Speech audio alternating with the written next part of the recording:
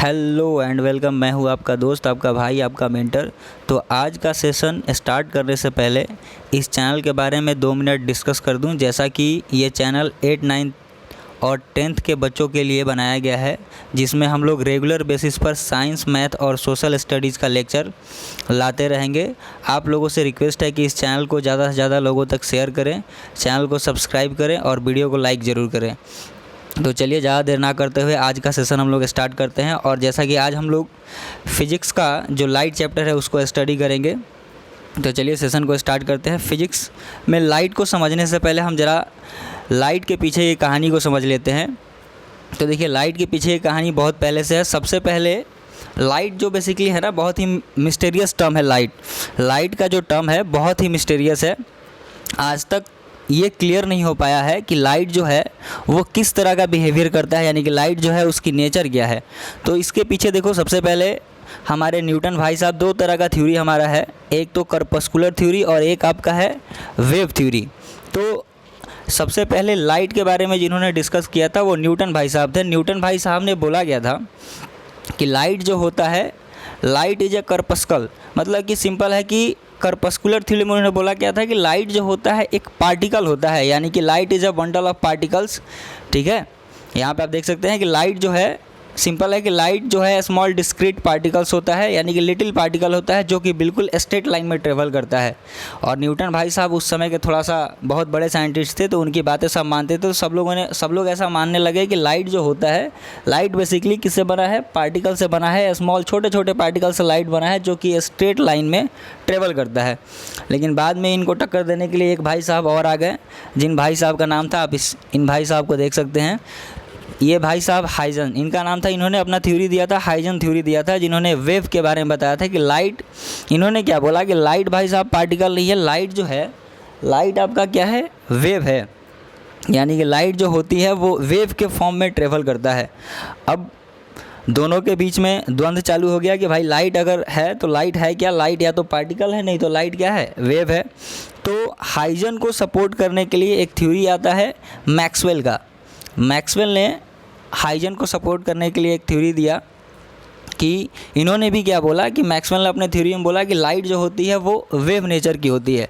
तो अब क्या हुआ कि 2 साइंटिस्ट जो हैं अब ये मानने लगे कि लाइट जो होती है वो वेव नेचर का होता है। तो न्यूटन से लोगों का क्या हो गया कि हाँ चलो भाई, न्यूटन इस बार न्यूटन गलत हो सकते हैं, क्योंकि न्यूटन जनरली गलत होते नहीं थे। तो इस बार लोगों ने क्या माना कि जब 2 साइंटिस्ट बोल रहे हैं तो न्यूटन गलत हो सकते हैं। तो सब लोगों ने क्या मानने लगा कुछ समय के लिए कि लाइट जो होता है, लाइट इज़ अ वेव। ध्यान से सुनिएगा इस कहानी को, लाइट इज़ अ वेव। लेकिन बाद में एक साइंटिस्ट और हैं जो न्यूटन के सपोर्ट में आए, जिनका नाम था प्लैंक, और इन्होंने अपना एक थ्योरी दिया, प्लैंक क्वांटम थ्योरी। देखिए, ये वैसे आपका सिलेबस का है नहीं, पर थोड़ा सा कहानी को आप समझ लेते हैं कि लाइट की जो बिहेवियर है वो लाइट की बिहेवियर होती कैसा है, तब थोड़ा हमको लाइट पढ़ने में मज़ा आएगा कि लाइट होता क्या है। तो प्लैंक क्वांटम थ्योरी ने क्या बोला कि लाइट जो होती है भाई साहब, लाइट एक पार्टिकल की तरह बिहेव करता है और लाइट स्ट्रेट लाइन में ट्रेवल करता है। अब 2 साइंटिस्ट बोलने लगे, न्यूटन और प्लैंक, मैक्स प्लैंक बोलने लगे कि लाइट जो होता है वो पार्टिकल्स होता है, करपस्कुलर्स होता है। और जो हाइजन और जो मैक्सवेल जो थे वो भाई साहब बोलने लगे कि लाइट जो होता है वो वेव होता है। फिर दोनों के बीच में पूरा लड़ाई चला, खैर लड़ाई तो नहीं चला, लेकिन हाँ दोनों के बीच में द्वंद्व चला। कुछ लोग मानते थे कि लाइट जो होता है वो वेव होता है और कुछ लोग मानते थे कि लाइट जो होता है वो बेसिकली आपका पार्टिकल नेचर का होता है। लेकिन फिर बाद में एक और भाई साहब आए हमारे, जिनका नाम था डी ब्रोगली ने बोला कि चलो आपस में लड़ो मत, लाइट जो होता है, डी ब्रोगली ने अपने थ्योरी में बोला कि लाइट हैज़ ड्यूअल नेचर, यानी कि लाइट जो होता है वो दोनों केस में अलग अलग बिहेवियर में बिहेव करता है। यानी कि लाइट कभी पार्टिकल की तरह भी बिहेव करता है और कभी लाइट वेव की तरह बिहेव करता है, यानी कि लाइट हैज़ ड्यूअल नेचर। तो हम अभी तक यही मान के चलते हैं कि लाइट का जो नेचर होता है, लाइट का जो नेचर होता है, बेसिकली लाइट का 2 नेचर होता है, यानी कि लाइट पार्टिकल की तरह भी बिहेव करता है और लाइट वेव की तरह भी बिहेव करता है। तो लाइट पार्टिकल की तरह बिहेव करता है तो लाइट जो होगा वो स्ट्रेट लाइन में ट्रेवल करेगा अगर लाइट पार्टिकल की तरह बिहेव करेगा तो। और इस थ्योरी को हम लोग, न्यूटन ने नाम दिया था करपस्कुलर थ्योरी। और वेव थ्योरी क्या होता है कि लाइट, अगर हम किसी पार्टिकल को डिस्टर्ब करते हैं किसी पॉइंट पर, जैसे मान लीजिए कि अगर हम पानी में पत्थर अगर फेंकते हैं तो देखते हैं कि आप लोग एक वेव की तरह फॉर्मेशन होता है इस पूरे पानी में। तो बेसिकली क्या है कि हम किसी पॉइंट पर अगर वेव को डिस्टर्ब करते हैं, किसी पॉइंट पर अगर पार्टिकल को डिस्टर्ब करते हैं, तो पार्टिकल जो होता है वो हर डायरेक्शन में ट्रेवल करता है in the form of energy के फॉर्म में ट्रेवल करता है, और बेसिकली उसी को हम लोग क्या बोलते हैं, वेव बोलते हैं। तो लाइट जो होता है अकॉर्डिंग टू डी ब्रोगली के हिसाब से लाइट की जो नेचर होती है, लाइट का जो नेचर होता है वो ड्यूअल नेचर का होता है, यानी कि लाइट पार्टिकल नेचर भी होता है और लाइट का जो नेचर होता है वेव भी होता है। Light has dual nature. तो आप लोग ये याद रखिएगा लाइट जो होता है वो किस नेचर का होता है, तो लाइट आपका ड्यूअल नेचर का होता है। अब हम जरा समझते हैं कि लाइट होता क्या है। तो लाइट सिंपल है कि एक ऐसी चीज़ होती है जिसके कारण हम किसी दूसरे चीज़ों को देख पाते हैं। सिंपल है कि अगर कोई भी ऐसा चीज़ जिसके कारण हम किसी दूसरे चीज़ों को क्या कर पाते हैं, देख पाते हैं, उसको बेसिकली हम लोग लाइट कहते हैं। चीज़ों को देखने में जो चीज़ हमारी हेल्प करे, सिंपल है कि जो चीज़ हमको देखने में किसी चीज़ को हेल्प करता है उसको हम लोग लाइट कहते हैं। जैसे मान लीजिए फॉर एग्ज़ाम्पल कि अगर आपके कमरों का बल्ब ऑफ कर दिया जाए तो आप क्या किसी चीज़ को देख नहीं पाइएगा। अगर इसका मतलब यह है कि आपके कमरे में बल्ब जल रही है तो आप किसी चीज़ को देख पाते हैं, और अगर आपके कमरे में बल्ब नहीं जलता है तो आप किसी चीज़ को देख नहीं पाते हैं। यानी कि कोई ऑब्जेक्ट आपके लिए तभी विजिबल है जब उस ऑब्जेक्ट पे कोई लाइट पड़ रहा है। यानी कि सिंपल है कि वो ऑब्जेक्ट आपको तभी विजिबल हो सकता है जब उस ऑब्जेक्ट पे क्या होगा, लाइट पड़ेगा। यानी कि सिंपल है कि एक फैक्टर रिस्पॉन्सिबल है कि हम किसी चीज़ को देख पाते हैं, वो क्या है, हमारा लाइट है। तो सिंपल अगर बोलते हैं कि light is the form of energy, या फिर हम कहीं के बोलते हैं कि light is an electromagnetic wave. Light का अगर सिंपली डिफाइन करें हम तो light is the form of energy, यानी कि एक एनर्जी का फॉर्म होता है जिसके मदद से हम किसी ऑब्जेक्ट को देख पाते हैं, यानी किसी चीज़ को देख पाते हैं। या फिर हम इसको बोल सकते हैं कि light is an electromagnetic wave. Light जो होता है इलेक्ट्रोमैग्नेटिक वेव होता है। ये इलेक्ट्रिक फील्ड और मैग्नेटिक फील्ड के परपेंडिकुलर डायरेक्शन में ट्रेवल करता है। अब देखिए थोड़ा सा हम यहाँ पे 2 मिनट डिस्कस करते हैं कि इलेक्ट्रिक फील्ड और मैग्नेटिक फील्ड क्या होता है। तो जो चार्ज के कारण जो फील्ड प्रोड्यूस होता है, यानी कि चार्ज के कारण जो भी फील्ड प्रोड्यूस होता है उस फील्ड को हम लोग इलेक्ट्रिक फील्ड बोलते हैं। अभी आप बेसिक समझिए, जब हम इलेक्ट्रिसिटी में आएंगे तो इसको आगे देखेंगे। और जो मैग्नेट के कारण जो फील्ड प्रोड्यूस होता है, यानी उस फील्ड को हम लोग बोलते हैं मैग्नेटिक फील्ड। तो लाइट जो होता है वो इलेक्ट्रिक फील्ड और मैग्नेटिक फील्ड के परपेंडिकुलर डायरेक्शन में ट्रेवल करता है। ठीक है, तो लाइट का मेरे पास सिंपल डिफिनीशन है कि light is the form of energy which gives sensation to our sight, या फिर हम बोलते हैं it is an electromagnetic wave which always travel perpendicular to the electric field and magnetic field. चलिए अब देखिए ज़रा, ये तो लाइट का डिफिनीशन हुआ। अब देखो जो लाइट है, जो हम बार बार बात कर रहे हैं कि अगर कोई ऑब्जेक्ट विजिबल तब होता है जब लाइट होगा। ठीक है, तो हम विजिबल टर्म का जो यूज़ कर रहे हैं ये बेसिकली ये दिया हुआ है कि एक फिनोमेना होता है कि हम जिस लाइट को देख पाते हैं वो लाइट जो हमारे लिए विजिबल होता है उसकी एक रेंज होती है, जो कि मैक्सवेल ने अपने इलेक्ट्रोमैग्नेटिक स्पेक्ट्रम में दिया। आप इस फिगर में देख सकते हैं कि देखो बहुत सारा स्पेक्ट्रम होता है। रेडियो वेव हो गया, टेलीविज़न वेव हो गया, माइक्रोवेव हो गया, रडार हो गया, इंफ्रारेड हो गया, अल्ट्रावायलेट हो गया, एक्सरे हो गया, गामा रे हो गया, और इनके बीच में ये जो रे है, ठीक है, इस रे को हम लोग बोलते हैं विजिबल लाइट। यानी कि जो लाइट हमको दिखाई देता है, बेसिकली जो लाइट हमको दिखाई देता है, यानी लाइट दिखाई नहीं देता, बेसिकली लाइट का रिफ्लेक्शंस जो दिखाई देता है उस लाइट को हम लोग क्या बोलते हैं, विजिबल लाइट बोलते हैं। और इसमें बैंड्स ऑफ आपका 7 कलर आ सकता है, violet, indigo, blue, green, yellow, red. ठीक है, तो याद रखिएगा ये स्पेक्ट्रम में बहुत सारे होते हैं, गामा रे, एक्सरे, अल्ट्रावायलेट रे, infrared, radio waves, television waves, microwaves. लेकिन हमको जो लाइट दिखाई देता है उस लाइट को हम लोग बोलते हैं विजिबल लाइट। ठीक है, आप यहाँ पे देख सकते हैं जो विजिबल लाइट की रेंज होती है, ये जो विजिबल लाइट का रेंज होता है अप्रॉक्स 780 नैनोमीटर से, आपका मतलब मिनिमम 400 नैनोमीटर से 780 नैनोमीटर तक इसका रेंज होता है। नैनोमीटर ज़रा हम बात बता दें कि नैनोमीटर, 1 नैनोमीटर में 10⁻⁹ मीटर होती है। ठीक है, तो जो लाइट हमको विजिबल होता है उसकी जो रेंज होती है 400 नैनोमीटर से 780 नैनोमीटर तक होता है, याद रखिएगा। और ये इलेक्ट्रोमैग्नेटिक स्पेक्ट्रम का पार्ट है, और जिस लाइट को हम देख पाते हैं उस लाइट को विजिबल लाइट बोलते हैं। और समराइज़ करें तो हम इसको, और इसकी जो रेंज होती है वो 400 नैनोमीटर से 780 नैनोमीटर तक होती है। ये आपका लाइट का पूरा कहानी। अब जरा लाइट को समझते हैं कि लाइट की प्रॉपर्टी क्या क्या होती है। तो सबसे पहला प्रॉपर्टी है कि लाइट जो होता है हमेशा स्ट्रेट लाइन में ट्रेवल करता है। Light always travel in straight line. अब देखिए, लाइट स्ट्रेट लाइन में ट्रेवल करता है, इसकी सबसे बढ़िया प्रॉपर्टी है, एक छोटा सा है, रेक्टिलिनियर प्रोपगेशन ऑफ लाइट। ये रेक्टिलिनियर प्रोपगेशन ऑफ लाइट क्या होता है कि ये दर्शाता है कि लाइट जो होता है वो लाइट स्ट्रेट लाइन में ट्रेवल करता है। जैसे फॉर एग्जांपल आप यहाँ पे देख सकते हैं, कैंडल जो है वो जला हुआ है, और यहाँ पे ये प्लेट है, और इस प्लेट में हम क्या करते हैं कि फिक्स डिस्टेंस पे, सेम डिस्टेंस पे तीनों प्लेट में, ए बी सी तीनों प्लेट में एक छोटा सा होल करते हैं। और एक आदमी जब यहाँ से देखेगा तो ये कैंडल इनको आसानी से जलता हुआ दिखाई देगा।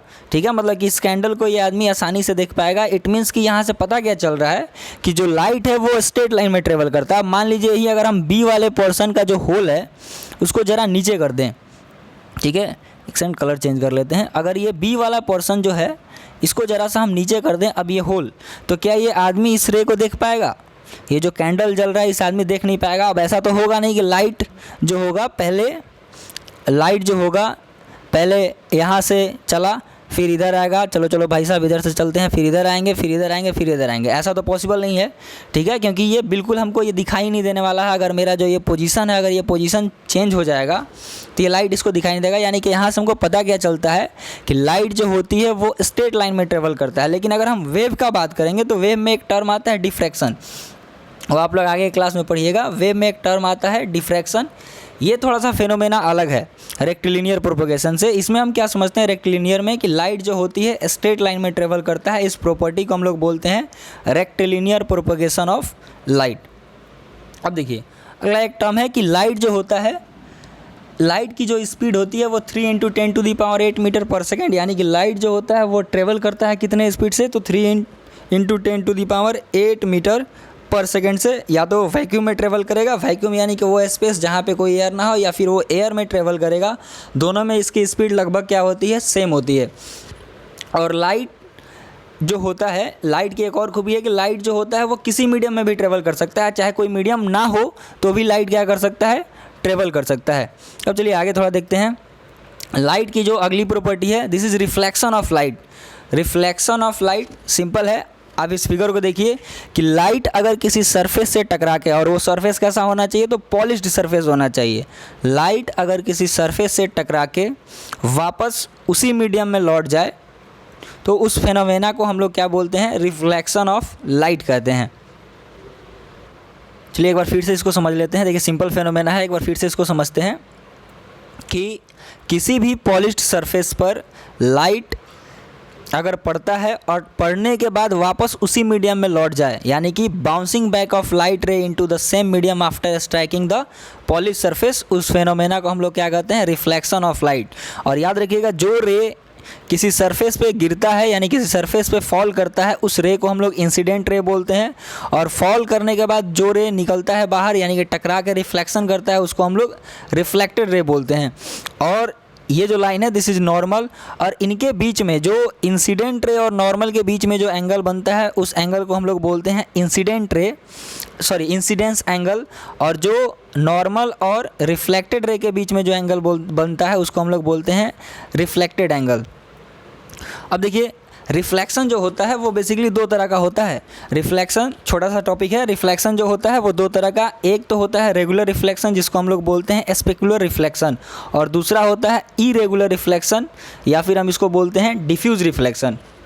अब देखो, रेगुलर रिफ्लेक्शन क्या है कि जब लाइट किसी सरफेस से, प्लेन सरफेस से, जब लाइट किसी प्लेन सरफेस पर अगर पैरेलल गिरता है और टकराने के बाद सेम एंगल पे, अब सेम एंगल का मतलब क्या है कि अगर परपेंडिकुलर से जितना एंगल इंसिडेंस का होगा उतना ही अगर रिफ्लेक्शन का होगा, ठीक है, तो उस फेनोमेना को हम लोग क्या बोलते हैं, उस रिफ्लेक्शन को हम लोग बोलते हैं रेगुलर रिफ्लेक्शन। यानी कि लाइट रे किसी प्लेन सरफेस पर पैरेलल गिरकर अगर सेम एंगल पे डेविएट होता है, यानी कि the reflection that occurs when the parallel light रे strike a smooth surface and every रे reflected at the same angle is called regular reflection. ठीक है, यानी कि प्लेन सरफेस पे रे अगर पैरेलल गिरता है और गिरने के बाद अगर सेम एंगल पे सारा रे रिफ्लेक्शन करता है, यानी कि एंगल ऑफ इंसिडेंस जो होगा, जितना एंगल इसमें होगा अगर सेम एंगल बनाता है रिफ्लेक्शन के टाइम भी, तो उस रिफ्लेक्शन के टाइप को हम लोग बोलते हैं रेगुलर रिफ्लेक्शन।